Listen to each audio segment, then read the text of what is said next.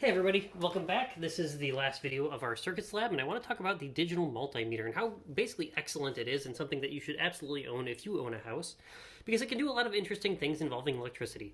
It can measure the current of things using the amperage setting. You can measure the resistance of things, or you can measure the voltage of things, which is actually pretty useful. Most batteries in your house, A through D, have about 1.5 volts is the working voltage. So if you were to test your battery, using your leads, you should get something like 1.5 volts. And then this gets 1.6 volts, which means that we are pretty much right out of the package. But if your battery ever tests less than 1.5 volts, you know it's probably going bad. And a battery's never going to hurt you. It's never going to be able to draw enough amps to actually do any damage to you. But one thing that is your outlet. Now, there's one way to test your outlet somewhat safely, is if you run your multimeter into the alternating current mode in the 200 setting, and you plug your leads into your outlet. And you'll notice that my outlet reads about 120 volts AC.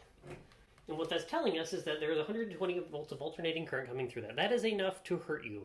In fact, what I did was maybe a little bit dangerous. I have forced to know what I'm doing. And in fact, maybe even a better way to do this test would be to just plug a lamp in and see if the lamp is working. But this is a way that you can test if your outlet is actually functioning or not. And I was saying how the outlet is actually vaguely dangerous. You might ask yourself then, why, when you plug your cell phone charger into an outlet, why is it that when you put this into your mouth, like my daughter did when she was one?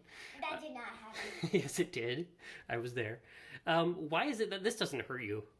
Well, the reality is this little piece of something that we call a wall wart.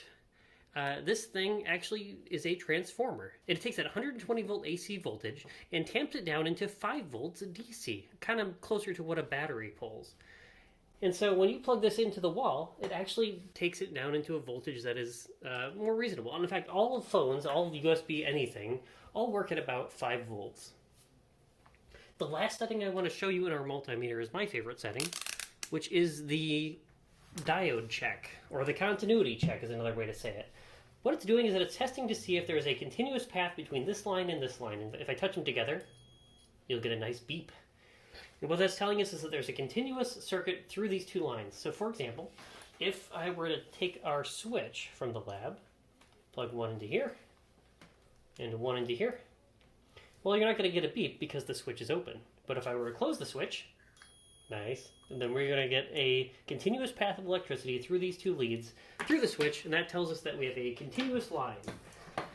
The reason this is useful is that if you want to check and see if there's a break in your line, you can always disconnect it from power and see if both sides of your measurement are working. So for example, if I plug into one side here, I can plug it into the other side here and figure out that this line is connected to this line here, and that both are continuous and not broken.